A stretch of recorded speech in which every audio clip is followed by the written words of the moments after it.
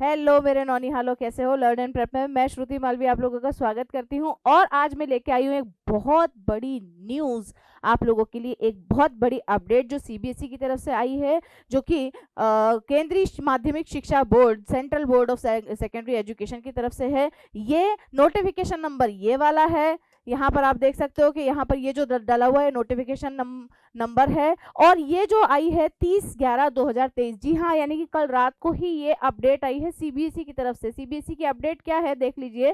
Calculation, ये जो notice है किसकी वजह से है? Calculation of percentage of class 10th and 12th, यानी कि आपके बोर्ड्स के ऊपर ये पूरा का पूरा नोटिस है। बोर्ड क्या बोल रहा है? The CBSE is receiving request from various person to intimate the criteria for calculating the percentage of the students in the board examination. In this regard, it is informed that the subsection 40.1 third of chapter 7 of the examination bylaws stipulate that no overall division, distinction, aggregate shall be awarded.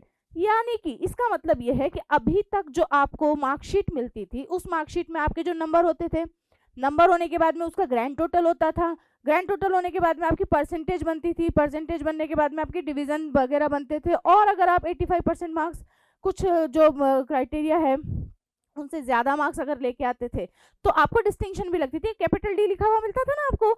अब वो सब नहीं मिलेगा। ये एक notification है, क्यों? क्योंकि बच्चों के एग्जाम का प्रेशर जो है उसको कम करने के लिए ये काम दिया गया है। यानी कि अब आपको तैयारी सिर्फ इसलिए करनी है कि आप अच्छे से अच्छा परफॉर्म कर पाए।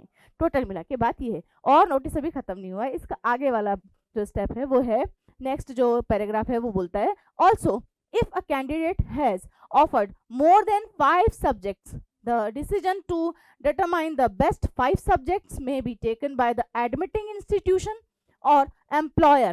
Actually, जब आप सीबीएसई की ये वाली 10th और 12th वाली मार्कशीट लेकर के कहीं जाते हैं एडमिशन करवाने के लिए, जैसे किसी कॉलेज में आप गए या आप जैसे डीयू में गए, अब डीयू में परसेंटेज मांगते हैं आपसे कि भाई कितनी परसेंटेज आपकी आई है, उस परसेंटेज के बिहाफ पे आपका एडमिशन होता है, या आप भविष्य में कहीं नौकरी लग जाते हो, तो जो एम्प्लॉयर्स हैं, है ना, ये एम्प्लॉयर्स किस तरीके से डिसाइड करेंगे कि आपको रखना है नहीं रखना है, या आपकी रैंक क्या बनी है ना। क्योंकि सीबीएसई पहले क्या देता था? रैंक देता था, बाद में उसने वो भी बंद कर दी, फिर ग्रेडिंग सिस्टम शुरू हुआ, वो भी बंद हो गया, मेरिट निकलनी बंद हो गई, और अब जो है अब तो डिवीजन भी बंद हो गया भाई, है ना। तो टोटल मिला के बात है कि अब जो है आपको कॉलेज में एडमिशन कैसे मिलेगा या नौकरी कैसे मिलेगी, ये डिपेंड किसके ऊपर करेगा? एडमिटिंग इंस्टीट्यूशन, यानी कि जिस कॉलेज में आप एडमिशन लेने जा रहे हो वो एडमिटिंग इंस्टीट्यूशन ध्यान रखेगा, या फिर जो एम्प्लॉयर है ना, जो आपको हायर कर रहा है, जिसके आप एम्प्लॉय बनने वाले हैं, उनके ऊपर ये बात डाल दी है सीबीएसई ने कि भाई अब आप जानो और आपके हिसाब से आपको अब आप काम करना है।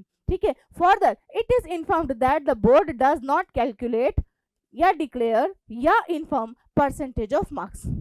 बोर्ड ना तो ये डिक्लेयर करेगा कि कितनी परसेंटेज आपकी बनी है, ना ये कैलकुलेट करेगा, और ना ही आपको इन्फॉर्म करेगा कि आपने कितनी परसेंटेज एक्चुअली बनाई है ना। If the percentage of marks is required for higher education और in employment, the calculation if any may be done by admitting institution और एम्प्लॉयर। यानी कि सब कुछ बात किसके ऊपर डाल दी है? एम्प्लॉयर्स के ऊपर डाल दी है, या फिर एडमिटिंग इंस्टीट्यूशंस के ऊपर डाल दी है। अब आप जो हो, जो 10th और 12th का एग्जाम देने वाले हो, उनके दिमाग में आ रहा होगा यार अब हमारी जो मार्कशीट है वो कैसी दिखेगी। मैं बताती हूँ आपकी मार्कशीट कैसी दिखेगी।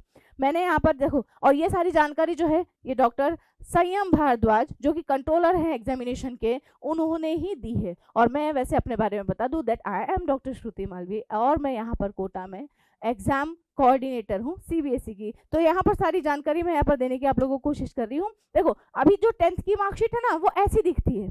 ठीक है। अब इस 10th की मार्कशीट में आप देखोगे थ्योरी में मार्क्स कितने आए हैं, यहाँ दिए हुए हैं। प्रैक्टिकल्स जो होते हैं साइंस और सोशल साइंस के, उसके मार्क्स यहाँ पर दिए हुए हैं, और यहाँ पर ये दिया हुआ टोटल। ठीक है। और इस टोटल को ही वर्ड्स में यहाँ लिखा हुआ है, और यहाँ पर देखो पोजिशनल ग्रेड्स दी हुई हैं। तो अब आपकी मार्कशीट में से न तो ये टोटल, ना ये टोटल इन वर्ड्स, ना ग्रेड्स, ठीक है, ये सब हट जाएगा। परसेंटेज जो है वो सीबीएसई देता ही नहीं है, ना ही यहाँ पर अभी यहाँ पर आप लोगों को डिवीजन दिया हुआ है। ऐसे ही 12th की मार्कशीट में देखना, मान लीजिए ये एक 12th की मार्कशीट है, जिसकी भी है, यहाँ पर हम इसे नाम छुपा देते हैं, ये एक डमी मार्कशीट है। इस डमी मार्कशीट में देखिए बेटा कि जिसकी भी मार्कशीट है ना, ये है आपके इसके जो भी सब्जेक्ट्स हैं आप इस पर ध्यान दीजिए कि यहाँ पर आपके सब्जेक्ट्स आएंगे, अभी जो मार्कशीट बनेंगी उसमें यहाँ सब्जेक्ट्स आएंगे, सब्जेक्ट्स के बाद में यहाँ पर थ्योरी के मार्क्स, इधर प्रैक्टिकल के मार्क्स और यहाँ पर टोटल मार्क्स। मे भी शायद वो ये आपको दे दें टोटल मार्क्स या फिर ये ना दें, बट ये वाले जो मार्क्स हैं, ये टोटल मार्क्स, ये जो ग्रेड्स हैं, ये यहाँ पर नहीं दी जाएगी, ना ही यहाँ पर ये लिखा हुआ होगा कि कितना डिवीजन है, ना यहाँ पर डिस्टिंक्शन लगेगी आप लोगों की। तो जो मार्कशीट बन के आएगी वो थोड़ी अलग टाइप की होगी, जैसी ये दिख रही है इससे थोड़ी सी डिफरेंट होगी, थोड़ा इसमें सेक्शंस जो है वो कम हो जाएंगे। आगे आप देखेंगे कि अभी जो आपने पढ़ा था ना बच्चे, ये 40.1 का थर्ड फ्रॉम चैप्टर 7, यानी कि चैप्टर नंबर 7 जो है, चैप्टर नंबर 7 उसमें भी 40.1 उसका थर्ड पॉइंट, वो एक्चुअली है क्या? ये बहुत टेक्निकल लैंग्वेज है जो बहुत सारे लोगों को नहीं समझ में आती, मेरे बच्चों को समझाने के लिए मैं यहाँ पर लेके आई हूँ। भैया ऐसा है, सीबीएसई ने जो बायलॉज होते हैं ना, एग्जामिनेशन बायलॉज, उसकी एक आप देखना गूगल पे भी अगर आप सर्च करोगे तो एग्जामिनेशन बायलॉज की आपको पूरी की पूरी एक पीडीएफ फाइल निकल के आएगी। उस बायलॉज में अलग अलग चैप्टर्स होते हैं, जैसे यहाँ पर चैप्टर 7 की बात की है तो चैप्टर 7 में एक्चुअली क्या है, चैप्टर 7 में scheme of examination and pass criteria दिया हुआ है, स्पष्ट उसके ऊपर लिखा हुआ है। जैसे हमारे चैप्टर्स होते हैं ना, chapter 1 solid state, chapter 2 solution वगैरह, इस तरीके से यहाँ पर चैप्टर 7 जो है एग्जामिनेशन बाय लॉ का, वो क्या बोलता है about the scheme of examination and pass criteria. इसमें इस 7th चैप्टर का 40.1 पॉइंट जो है वो क्या है, pass criteria for senior school certificate examination, SSCE लिखा हुआ मिलता होगा ना। आप लोग जब कॉपी में लिखने के लिए जाओगे, आपका पेपर सॉल्व करने के लिए एग्जामिनेशन देने के टाइम पे, तो आपको कॉपी पे SSCE लिखा हुआ मिलेगा।